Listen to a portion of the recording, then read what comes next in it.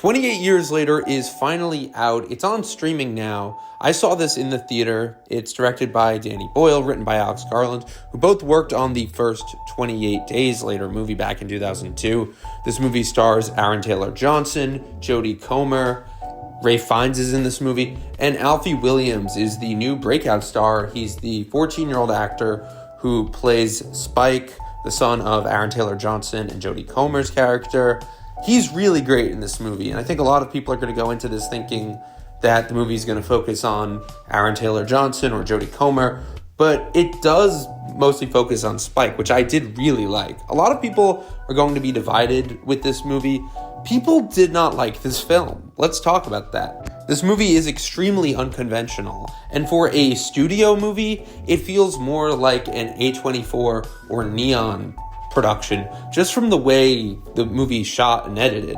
It is unlike a lot of modern horror movies, but that's exactly why I loved it. 28 Years Later is exactly what I preach when I talk about how to make a movie that can do new things and be entertaining while still kind of retaining the core element of what makes horror movies horror. The movie is set 28 years after the original movie, and it follows a group of survivors living on this isolated island off of the mainland. The UK and Ireland are the only places still kind of affected by this rage virus where people turn into zombies. It's only there, and these survivors kind of live in this very Spartan setting.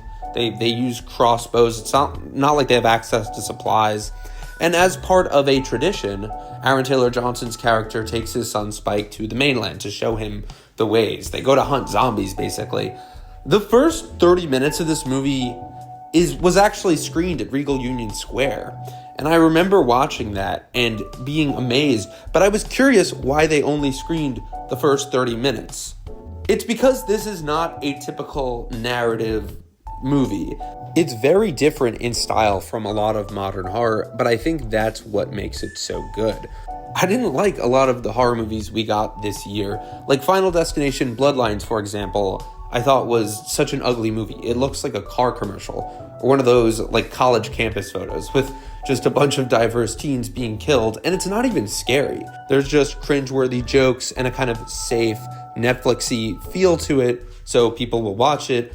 I just don't like those kind of horror movies. They showed the trailer for I Know What You Did Last Summer while I was watching 28 Years Later, and I was thinking to myself, this looks horrible. But watching 28 Years Later, I had such a smile on my face. I was really just amazed by the confidence of the filmmakers. There are shots in this that are unconventional as fuck that most studio movies would avoid. Like, they will show a scene of a zombie being shot in the head, and then they'll show that shot from another angle, and then they'll cut and show it again. And there are some cuts in this and edits that feel like wrong almost, but it adds to the unsettling imagery. There are scenes in this that are almost like montages at the beginning when Aaron Taylor Johnson's taking his son to the mainland and they're walking across this bridge. They're playing that Boots March, which was featured in the trailer and was used apparently to torture soldiers, I think in World War I or II. But basically, they will show them just walking and then cut to black and white footage of old movies, medieval soldiers marching, of just war films.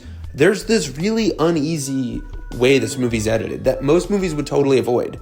There's this confidence in this movie, and it's not as if it's bizarre or random. There is a heart to this film. It just doesn't follow a conventional narrative.